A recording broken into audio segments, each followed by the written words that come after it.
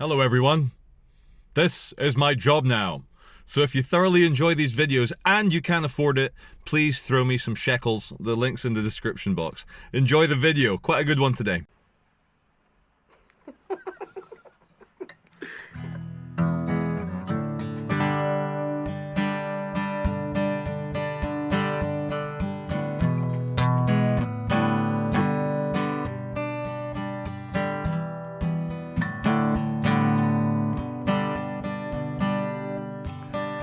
Well, I won't back down. No, I won't back down. You can stand me up at the gates of hell, but I won't back down. No, I stand my ground. Won't be turned around. And I keep this world from dragging me down. Gonna stand my ground. No, I won't back down. Hey, baby, there ain't no easy way out. Hey, I will stand my ground, and I won't back down. Woo! Woo! I know what's right. I've got just one life in a world that keeps on pushing me around. Gonna stand my ground, and I won't back down. Come on. Hey, baby, there ain't no easy way out. Hey, I will stand my ground, and I won't back down. Another day, another attempted dollar. We're here in the Pripyat exclusion zone. Sorry, the Piccadilly Gardens concrete brutalist. You know, that is what they call a garden. Beautiful. So, as is the case in Manchester, there's no more than 1 minute's walk in the city centre before you get a police riot van. Police riot van with the shield. People getting dragged away. Never-ending fun. These are like the police riot shields. Before I come to this guy, which I will, I'll try and get the money shot. This is to stop football hooligans smashing through the glass with their beer bottles. So you come through, there's always something going on.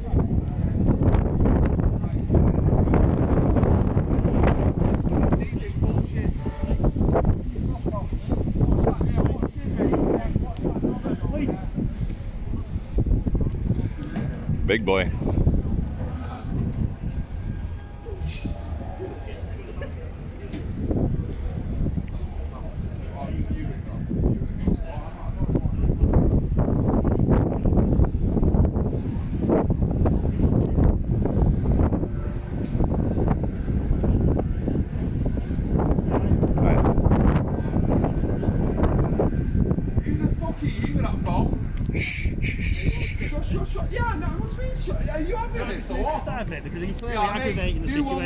I'll give you a meter. That's what I'll do. We'll yeah. Thank you. I know. You're aggravating the situation. But he's also using me as an excuse to kick off. He is. Sure. I know. Okay. Yeah. Sure. Okay. Absolutely. But I gotta watch the pram though. The tram. You're entitled to film. I totally get that. However, your presence by doing so is aggravating that man, and he's making our situation more difficult. Understood. So, with respect to our situation and that person, I ask you to move away. Okay. See that red phone box there?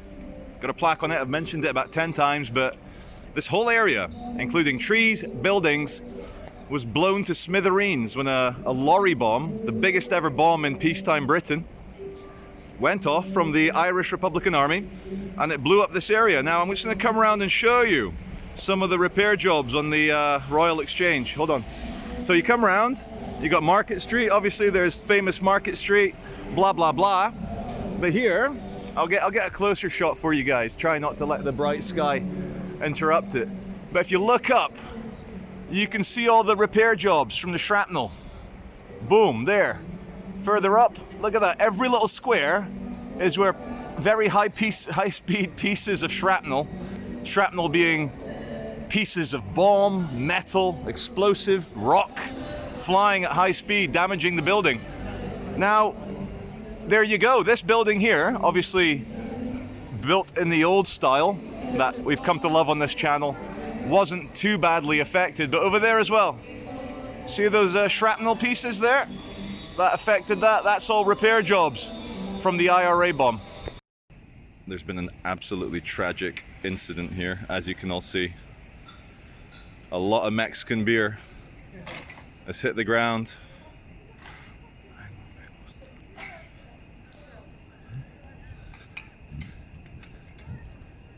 Ay, no me gusta toda la cerveza mexicana destruida. Mas não tem cerveja mexicana aqui, amigo? Hã? Não tem cerveja mexicana aqui? No?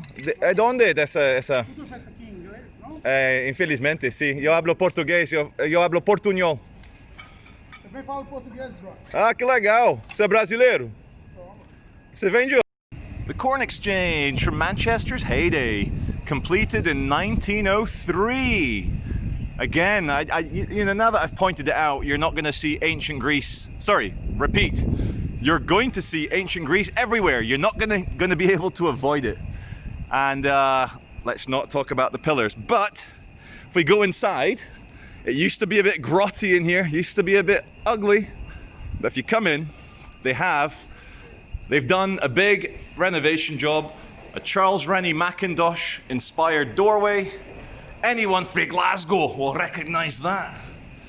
So you come in, let me get my feed bag ready. Got it ready in case they're like, where's your face mask?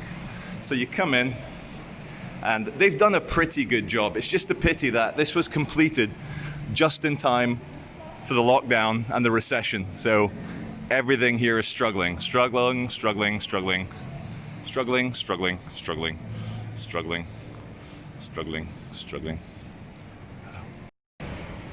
What we've got here is failure to communicate. Some men you just can't reach.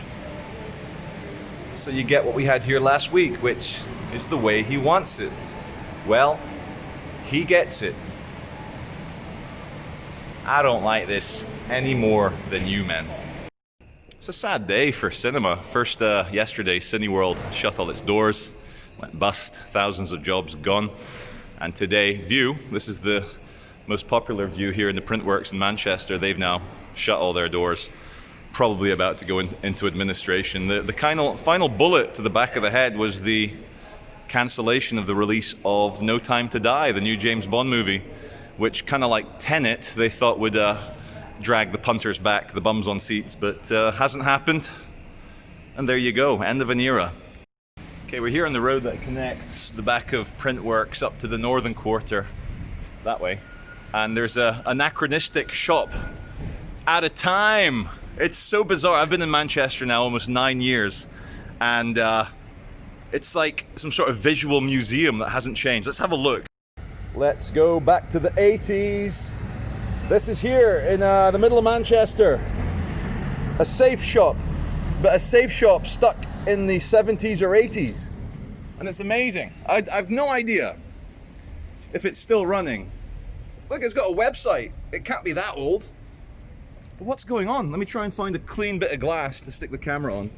Look at that, there you go. Let's come down a bit. Who wants a safe? Do you feel safe? Inquiries. Now, of course, a lot of businesses in central Manchester are cash businesses. Well, used to be, before the unmentionable 2020 event. But I just love it, like all these filing cabinets, like advertising, fireproof, fireproof cabinet, safety deposit boxes. And again, you know, if you want some heavier ones, check out that green one at the bottom of the screen there. That's a bit more of an old-fashioned one. And down the back, some epic safes. And there you go. Okay, you come around the other side. Yeah, very old. So we're gonna go widescreen. We're gonna go wide so you can see. If you want some 1970s furniture, get involved. Look, they sell it. Who wants some 70s furniture? It's so cool because it's such a good location right next to the Arndale Centre. Right in the centre. And is it condemned? Did the Chubb safe man, did he give up? Who knows? It's just nice. And the word is anachronistic. You want some more anachronism? Check out the Arndale Book and Magazine Exchange. And can you feel the seediness yet? Can you feel it? Let's have a look. Old school, all sun bleached. Sun bleached, very old school. It's not all filth. I mean, there's Hello Magazine with Claudia Schiffer on the front. You've got Lads Mag with a, is that Megan? No, it's not, of course not. It's all, look at, oh, there we go, now we're talking. And you go up. It's all erotica and adult magazines and so forth. And even Playgirl, is Playgirl a thing? What's in Playgirl? I can imagine, but does anyone know? Very weird. Very cool. Oh, look at that, a lucky bag. 45p, you just don't know what's inside. We're here on Great Ancoat Street, outside the Express building. This is like an Art Deco 1930s building built for the Daily Express newspaper, which was huge back in the day. Today, not so much. We're gonna have a look from the other side so you can see it properly. Nothing like a bit of a fire alarm just to add a bit of drama to the footage. Hey everyone, we're here in the Northern Quarter, Area 51. Walk down towards Piccadilly. Just a quick theory about my chronology complication theory of capitalism. So, a powerful society, a powerful civilization with a strong currency has a very complicated division of labor with a million little aspects of it and types of job, all the way from psychotherapist to watchmaker to street sweeper to a recruitment consultant or estate agent and various other parasite industries. Now, people over the last 100 years, we've been buying Saudi Arabian oil, we've been buying Russian gas, and people are like, oh, why do we pay for that? Why don't we just turn up and take it? Well, it's not as simple as that. What you do, and this is how Saudi, the Bin Laden family and the Fahad family, the ruling family, in Saudi are best friends with the Bush family, all oil, you see. So what you do, you're the West, you go there, you develop a bit of infrastructure, you buy their raw material, but the Saudis or the Russians or the Chinese, well, during the 20th century, what did they spend their money on?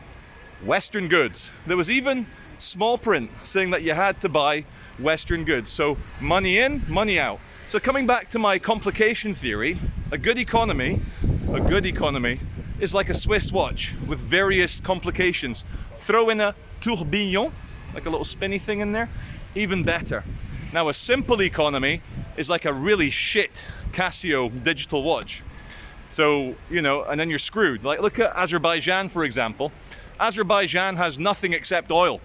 And what's the price of oil done since the start of the hoo-ha? So what's Azerbaijan done? The leadership? They're like, oh, there's an election coming up. People are not happy. I know, let's start a war. So they started bombing the Armenian region, the Armenian ethnic region of Azerbaijan. I think it's called Karabakh, Nagorno-Karabakh. Now, let's try and tie this back in with the complication theory of capitalism. The more division of labor, the more complicated your society is, just like a Swiss watch. Money, money, money, back and forth, loan, loan, loan, credit, credit, credit, payback, payback, payback. Next thing you know, it's so entangled that you get a strong currency. Can any economists refute what I've just said? I know it's a simplification, but it's kind of that, isn't it? This is what I'd be using 50 years ago. Modern life can be rubbish. And modern architecture can be even more rubbish. So, this is Victoria train station. Round there is the arena where 3 years ago there was that terrible event. Now, see this roof, yeah? Without detail from a distance, you're like, wow, what amazing ornate glass roofiness. But it's actually made of plastic. They shut down this section of Victoria Station, the trams, you see the trams coming out. And 2 years ago, they had to shut down the tram station because see these convex little roofy bits? One of them became concave from all the rainwater, and it was dangerous for the pedestrians walking underneath. Again, can you imagine? Plastic roof to represent Manchester. Oh well.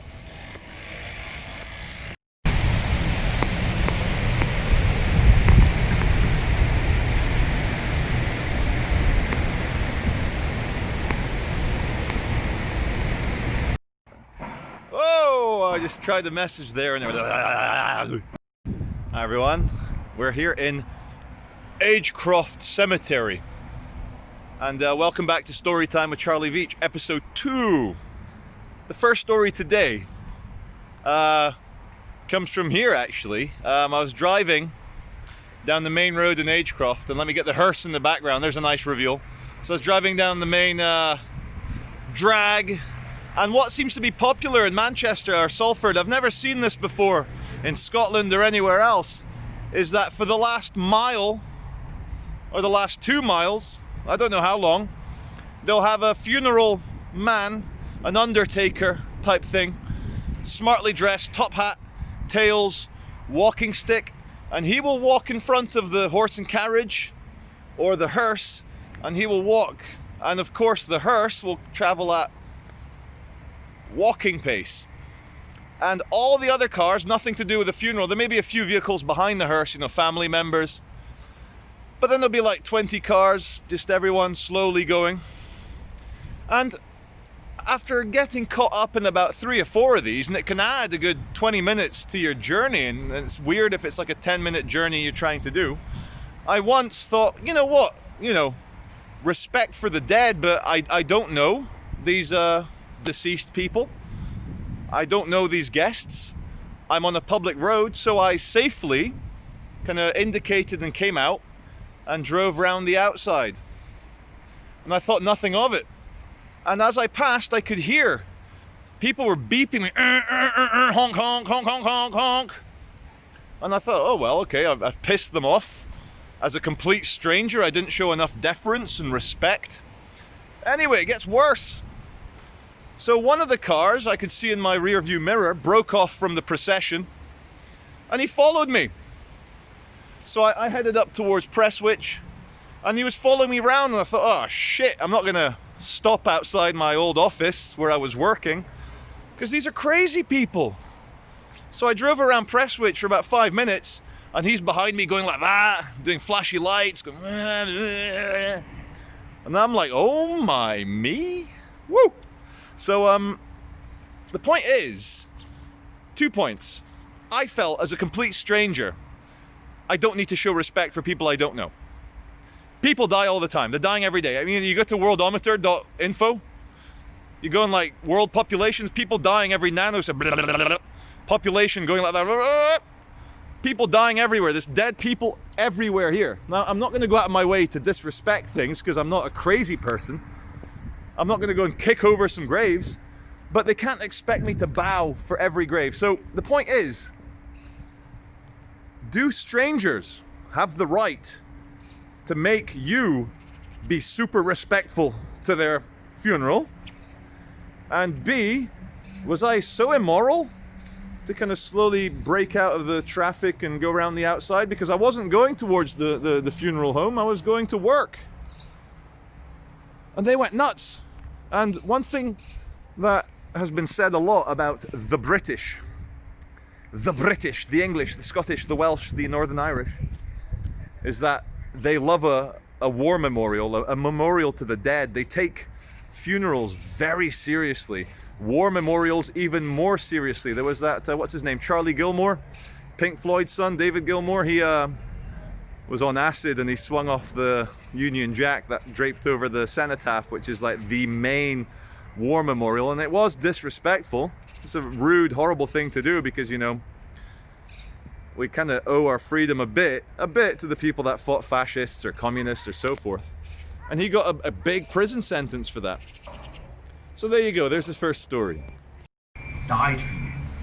This love adopted you as his own child. This love refused to allow death to have the final word and the final say on the human condition. This love, this promise was witnessed on Easter Sunday morning in the words, "He is risen. He is risen." Okay. Everything the saints taught us can be summarized in one way, that none of us is perfect. We all have our brokenness and our struggles. St. Peter constantly throughout the Gospels keeps putting his foot in it. And St. Paul laments in one of his letters that the good he knows he should do, he doesn't do. And the bad he should never do, he does do. And they were saints. Hey everyone, you know, I was just talking about the kind of procession where sometimes for the last mile. I'm here with the funeral director at Agecroft. What is happening when you see a big line of cars with a man with a stick and a top hat walking along? What is that? That's your main cortege for the funeral. So you have a hearse and following limousines, and then the funeral director will walk from the chapel down to the graveside, or if it's crematorium, down to the crematorium chapel. Thank you. And what if the chapel's really far away, or is it always a local chapel? It's usually a local chapel, yeah. Sure. And we only walk once we're in the grounds. I see. No, it's good. I guess it's very respectful to the family. It's a kind of walking. It's an old way of doing things, yes. Yeah. So yeah, and we normally walk from the house. Once we've been to the house, we'll walk from the house and then get into the car once we've left the street or avenue. Yeah. Thank you very much. You're welcome. Super friendly funeral director who, you know, better to hear it from the actual guy that does it. Now, off camera, this is your second story here. I'm going to mix up all these videos. I don't know if I'm going to make this an official story time, episode 2.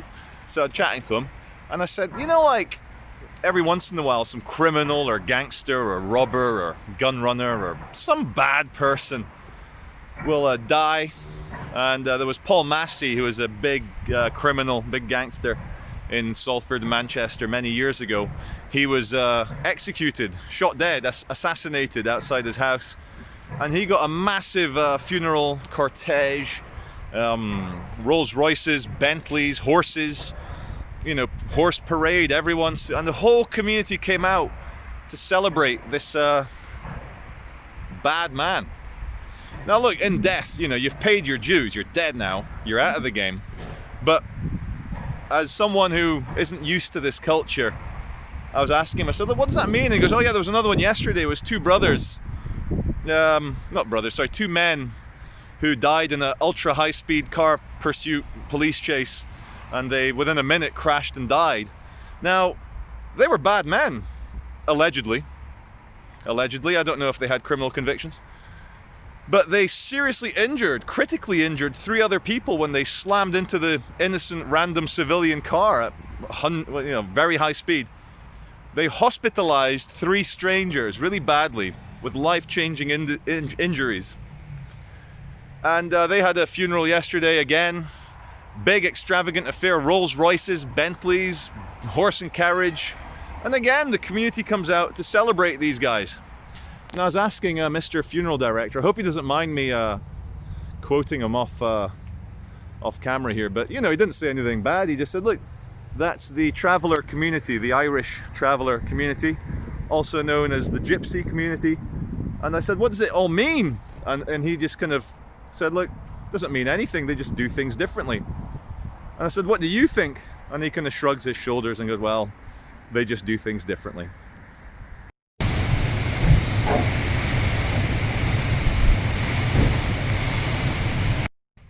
Hi everyone, welcome back to Her Majesty's private prison, Forest Bank.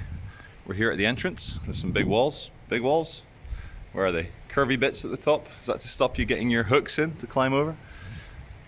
So, of course, I was here about a week or 2 ago, and you saw the staff here quite relaxed. You know, I'm still in a public area here, pedestrian access. to legal and social, it says on the wall there. So out of curiosity, I typed in Forest Bank into Google, hit the news button, and oh my God, this is a badly run prison. If it's not the constant drug problems, if it's not leaving a 21-year-old prison officer in charge of a whole wing full of violent criminals, it's the female warden, female prison staffer who got violently assaulted. Now, these things shouldn't be happening. Now, not going to go into the whole public prison versus private prison. I mentioned this a lot in the last video. Very strange that you have a profit-making Sodexo, French multinational. What was their revenue last year? $500 billion? Now, what I find very bizarre is mixing, private enterprise with law enforcement. Sodexo, the private, they actually have a vested interest to ensure that society remains dangerous, to ensure that young men, mostly young men, are constantly sent down to have custodial sentences. Now, very strange. When it's the public purse, when it's taxpayer money that has public officials that work for the government, they have a vested interest to not use that taxpayer money for that. They do that unwillingly. But here you have your taxpayers' money, if you're in the UK, being used to line shareholder pockets, directors, board of directors, private people. And that's weird. Like 20 years ago in America, there was a lot of judges that got thrown in jail because they were part of the prison industrial complex. They got approached by the governors of these private prisons, and they were giving out very harsh sentences to young men mostly, who would probably avoid a prison sentence, but because there's a bit of dosh to be made, a bit of moolah, get your pounds, get your lira, get your francs, get your euros, get your dollars. And he got caught. And that is monstrous. It is monstrous. So Forest Bank, again, as you can see behind me, prison staff, uninterested, because he's only here for the money, as is the building. They don't care. They don't really care. And I read on Google News, if you type in Forest Bank prison into Google, hit the news button, the prisoners were doing some exciting drug dealing opportunities using fishing lines. And I think they maybe use extremely long fishing poles, which they'd rest over the wall. Very strange. Just wanted to come here and talk about this crazy place. I don't know. It doesn't sit well with me. Not a statist. Don't believe in big government. But I also don't believe in the private sector running these institutions. If you can afford it, please throw me some funding. The link's in the description box. Thank you very much.